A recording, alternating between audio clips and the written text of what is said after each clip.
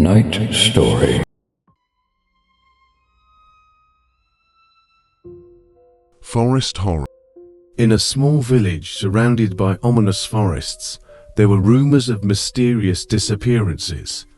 Every year in autumn people disappeared, and no one ever found any trace or evidence of their fate. The village old men said it was the evil spirits of the forest taking their victims. John, a curious lad, always thought these stories were not true. He was sure that everything was explained by logic and common sense. One autumn day, as the village prepared for the harvest festival, he decided to test whether the spirits of the woods were as frightening as they said. At night, armed only with a flashlight and a knife, John set out into the woods. The moon was bright and everything around him seemed peaceful. As he walked through the trees, he could feel the fear growing in the sky above his head, and the wind seemed to whisper in his ear. Johnny! After a while, he came upon an old hut. It looked abandoned, but there were still traces of life inside. Buttons, scraps of cloth, frozen flowers. He decided to have a look around and went inside. It was dark and damp, and the walls were covered with strange marks. As he looked at them, he Help me! The boy was wary, but curiosity overcame fear. He left the hut and followed the sound deeper into the forest. The farther he went, the more uneasy he felt. The wind was howling and the trees seemed to bend as if to warn him. Suddenly, he saw a figure standing among the trees. It was a woman in a white dress, her long black hair blowing in the wind. Her face was pale and her eyes dark as the abyss. Help me! She said it again, and this time her voice sounded much closer. Though the distance between them was unchanged, John felt trapped by her gaze. I can't leave here. They're keeping me here.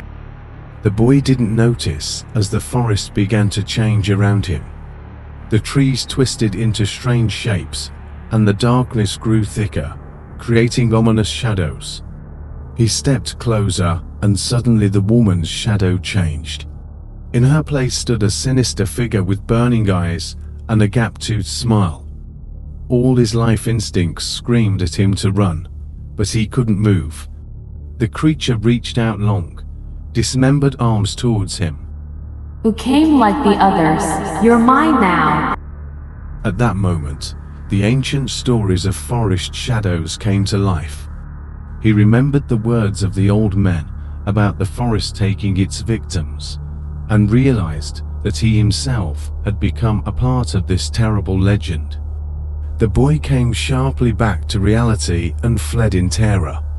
He ran, maneuvering between the trees, but it was as if the forest knew his way and tried its best to stop him. As he stumbled and fell to the ground, John felt cold hands grasp his wrist. He dropped the torch and frantically pulled himself out of the forest's embrace. Many have tried to go into the forest and come back, but they always take something that cannot be taken back. John never went near the forest again, but sometimes, as he stared long into the darkness, he heard echoes of that ominous voice. Help me! And he knew the girl was still waiting for her next captive.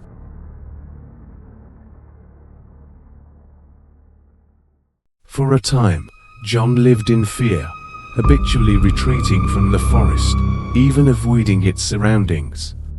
But gradually the shock began to wear off, and doubt crept into his heart. He couldn't forget that ominous voice calling for help.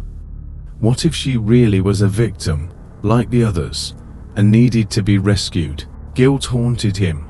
One evening, overwhelmed by thoughts and memories, John decided to return to the forest. He could not remain ignorant of the girl's fate for long. The only thought in his mind was, if she's really in trouble, he has no right to leave her.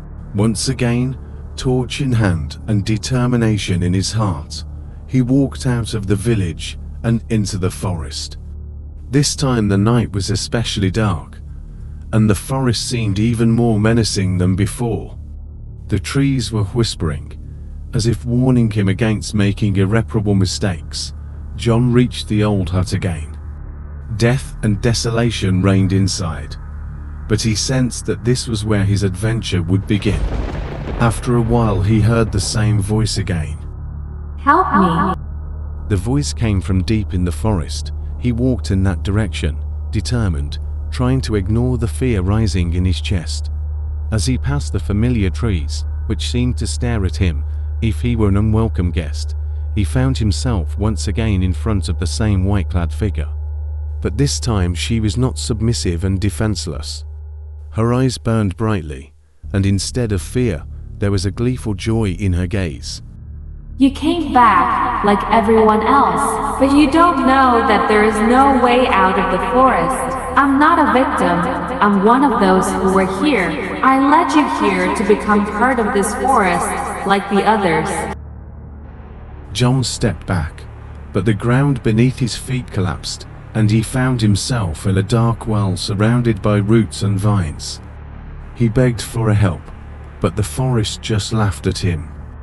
The walls of the well began to shrink, and despite his desperate attempts to get out, he realized there was no way out.